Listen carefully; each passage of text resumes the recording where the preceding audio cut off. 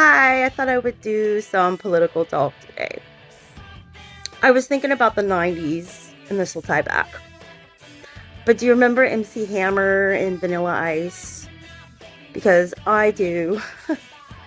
And I remember it being a big phenomenon, those two.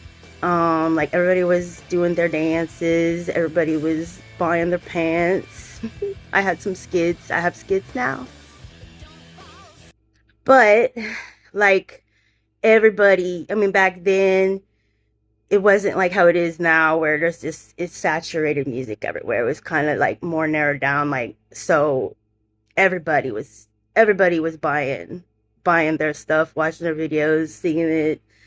I remember at the Ohio State Fair, waiting in traffic, people was playing MC Hammer dance to it in the back of their truck. So, but then later on, this was what was so surprising to me, remembering like how much everybody universally in all the vehicles while we was all stuck in traffic was all dancing the MC Hammer and singing it, and it was just everybody loved it. But then I don't know, like it was kind of confusing to me as a kid why all of a sudden for both of them at some point they became the biggest jokes. I don't know why, because they were phenomenons. Like, what happens? Like, why did a phenomenon fizzle out like that? And I remember thinking with this Trump thing from the beginning that it was a phenomenon. At first, I just thought he was an idiot, and I didn't even think he was harmful. I didn't know nothing about him, but game show some dickhead. But it turned out, I started seeing some similarities in him and, well, his seems to be his idol of some sort. He kept, a book by his bed, said his ex-wife, and I'm not gonna go into that. But yeah, there's some similarities there. And I started realizing something is weird with this guy. And things have changed since. But I remember thinking at some point, I really hope that the same thing with MC Hammer and everything in Vanilla Ice that happens with Trump. Like, I want to see the phenomenon fizzle. People start to get tired of it or whatever. But once the culture shifts, it's mean, okay? It's something, you can ask, well, the time has changed. I think things are better for Van Winkle, but I don't know. I hear he might be back. I hope not, but maybe. Uh, anyway, where I'm going with this is it's happening. Okay. It is happening. Finally, the phenomenon is shifting in the culture, not just in America, but across the whole world. And basically, I mean, Trump's ratings and everything is very bad, but so is Melania's. I mean, it's like something crazy that's never been that, like, below way normal in all of history of all the first ladies. Like, she is in the tank. And so is Vance for the first time for any vice president in the first term. He's really low. So anything that touches the Trump administration at this point is toxic for um any legitimate voting process or whatever. They all of the like, what would I say, there's been a lot of seats changing to blue, that a lot of voting that is just really out there for what's normal for the last, I don't know, 50 something years in this country, that are just flipping straight up. We may even get Texas this time. And this is good news. The culture's changing. People are tired of what they're starting to see, kind of like if you've ever seen Inglorious Bastards, when they put their hand up like this, okay, which is probably more American. And then this, yeah, I do sign language, so this is normal for me. But in that movie, they knew this person ain't really German because they did their fingers like this.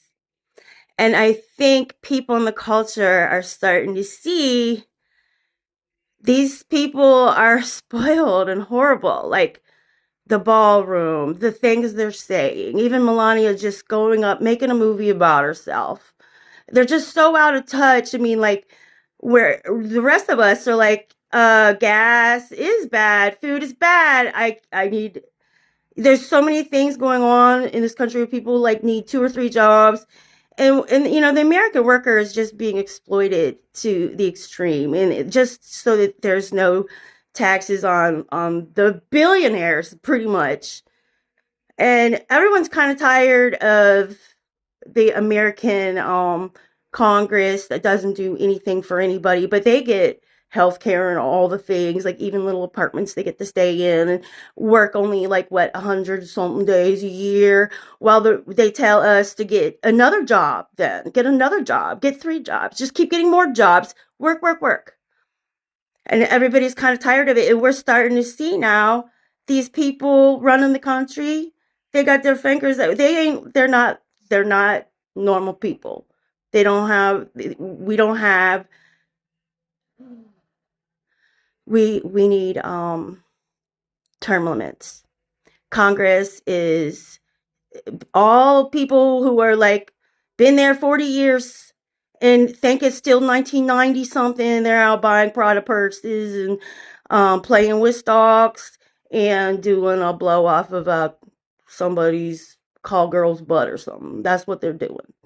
While the rest of us need to just get more jobs or no retirement for you because the billionaires and the what, you know.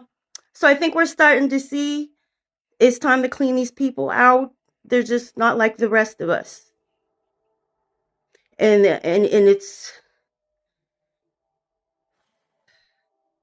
the rest of the world is just look at Oregon. Is it Oregon? Oregon. Look at Hungary right now. Across the world, just looking at Trump now. The rest of the world is like, we don't want that. We don't want that right wing, whatever the spoiled, crazy.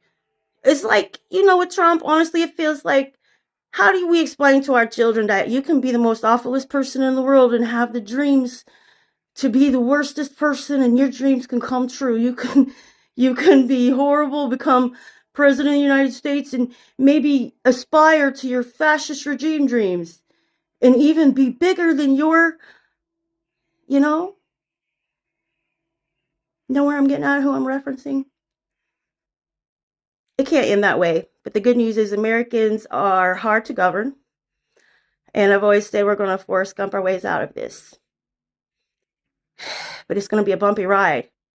I say, based on, what is that guy's name? I forget. Oh, I'll reference him later.